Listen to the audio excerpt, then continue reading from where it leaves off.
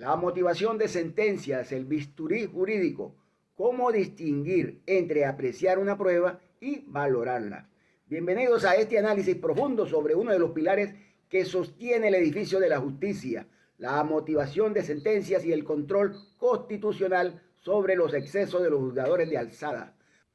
Para comprender este fenómeno debemos partir de una premisa fundamental establecida en el artículo 4 de la Ley Orgánica de Amparo sobre Derechos y Garantías Constitucionales.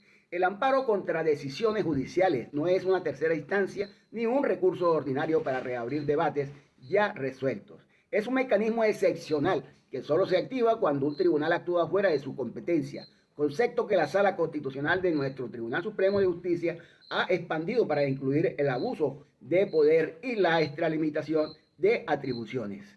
No basta con que una decisión nos desfavorezca, debe existir una ruptura del orden constitucional que haga imperativa la intervención del juez de alzada. En este contexto, la motivación de la sentencia se erige como un requisito de estricto orden público, consagrado en el artículo 157 del Código Orgánico Procesal Penal y reforzado por el artículo 346 del mismo texto orgánico procesal penal.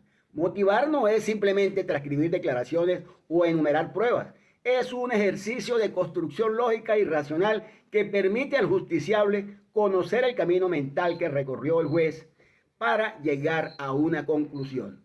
La motivación dota al fallo de autoritas y lo aleja del voluntarismo o la arbitrariedad. Sin embargo, la patología de este deber es la inmotivación, la cual puede presentarse bajo diversas modalidades, desde una ausencia total de razones hasta la contradicción interna donde los motivos se anulan entre sí, pasando por la utilización de argumentos vagos, superfluos o impertinentes que no guardan relación con la litis, o el silencio de pruebas que ocurre cuando se omite valorar un elemento decisivo para la resolución del asunto. Ahora bien, es vital distinguir entre la falta de motivación y la discrepancia con la valoración probatoria. La Sala Constitucional del Tribunal Supremo de Justicia ha sido enfática en que la actividad probatoria transita por dos momentos cruciales: la apreciación y la valoración. La apreciación es un examen objetivo de legalidad y legitimidad del medio de prueba, el cual sí es susceptible de control vertical por parte de la Corte de Apelaciones. En cambio, la valoración es la aprehensión de los elementos de convicción que resultan del contenido de la prueba. Es un ejercicio lógico y axiológico que pertenecen al arbitrio exclusivo del juez de instancia, amparado por los principios de inmediación y autonomía. Un tribunal de alzada no puede anular una sentencia simplemente porque no le gusta cómo el juez de juicio concatenó o analizó las pruebas, siempre que existan razones mínimas que sustenten ese convencimiento.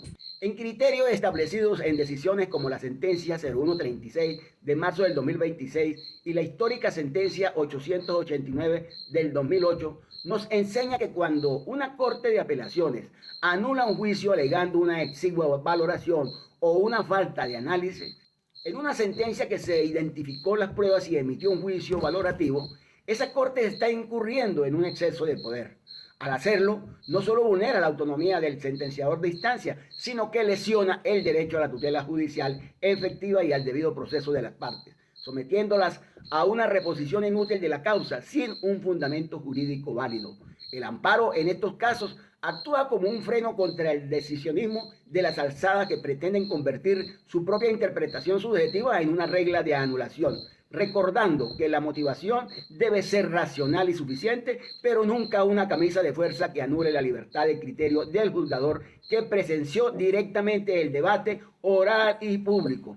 Para profundizar en esta distinción que es el bisturí con el que debemos separar la legalidad de la arbitrariedad, es imperativo comprender que la relación entre el juez y la prueba no es un bloque monolítico, sino un proceso dividido en dos dimensiones con naturalezas jurídicas totalmente distintas. Por un lado tenemos la apreciación, que es la puerta de entrada de la prueba al proceso.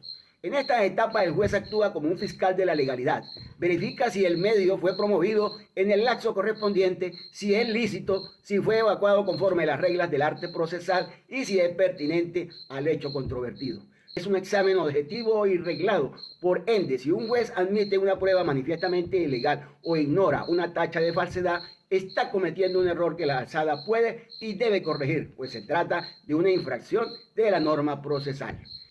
En la otra acera encontramos la valoración, que es el proceso íntimo, lógico y axiológico, donde el juez extrae la convicción de la prueba. Aquí es donde impera la sana crítica, el uso de la lógica, la máxima de experiencia y los conocimientos científicos. A diferencia de la apreciación, la valoración de la prueba pertenece a la esfera de la autonomía de independencia del juzgador.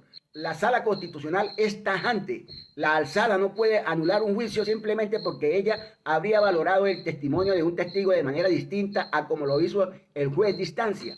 Si el juez de juicio dice que el testigo A le generó credibilidad por su coherencia y el juez de alzada cree que no, esa discrepancia subjetiva no autoriza la nulidad.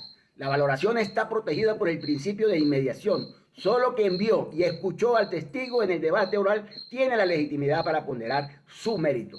Entonces surge la pregunta fundamental: ¿cuándo la deficiencia en este proceso se convierte en una inmotivación válida que justifica anular el juicio?